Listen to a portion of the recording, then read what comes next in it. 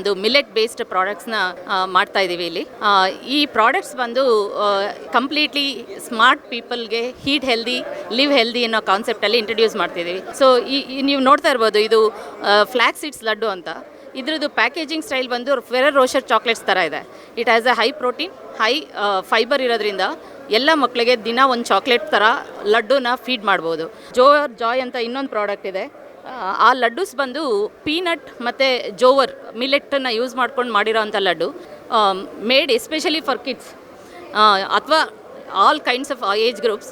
ಎಲ್ಲರಿಗೂ ಇದ್ರ ಉದ್ದೇಶ ಏನು ಅಂದರೆ, ನಾವು ಶುಗರ್ ತಿಂದರೆ, ಮೈದಾ ತಿಂದರೆ, ಇನ್ನೊಂದು ತಿಂದರೆ ಏನೇನೋ ಕಾಯಿಲೆ ಬರುತ್ತೆ ಅನ್ನೋ ಉದ್ದೇಶ ಇಟ್ಕೊಂಡಿರೋದ್ರಿಂದ ಈ ಪ್ರಾಡಕ್ಟ್ನ ಚಾಕ್ಲೇಟ್ ಬದಲಿಗೆ ಮಕ್ಕಳಿಗೆ ದಿನ ಒಂದು ಬಾಕ್ಸ್ಗೆ ಹಾಕಿ ಕಳಿಸಿ.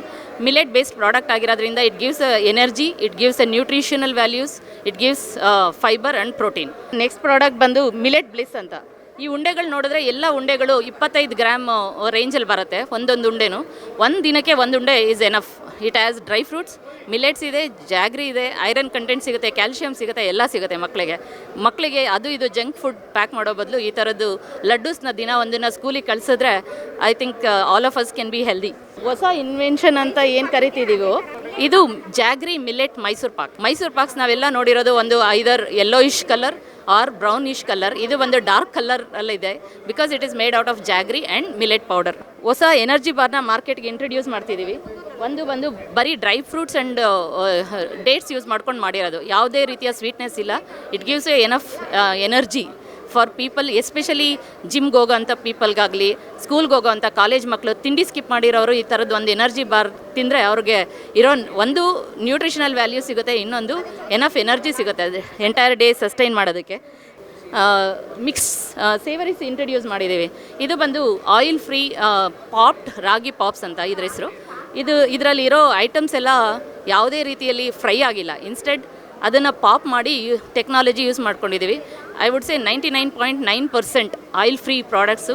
ಇನ್ನೊಂದು ಬಂದು jowar and ragi pops mix ಮಾಡಿರೋ ಅಂಥ ಇನ್ನೊಂದು ಪ್ರಾಡಕ್ಟು. ಇದ್ರ ಜೋವರ್ ಜಾಯ್ ಅಂತ, ಜೋವರ್ ಪಾಪ್ಸ್ ಅಂತ ಕರಿತೀವಿ. ಇದಕ್ಕೂ ಅಷ್ಟೇ ಡ್ರೈ ಫ್ರೂಟ್ಸ್ ಇದೆ, ಆಯಿಲ್ ಇಲ್ಲ, ರಾಗಿ ಪಾಪ್ಸ್ ಇದೆ, ಜೋವರ್ ಪಾಪ್ಸ್ ಇದೆ.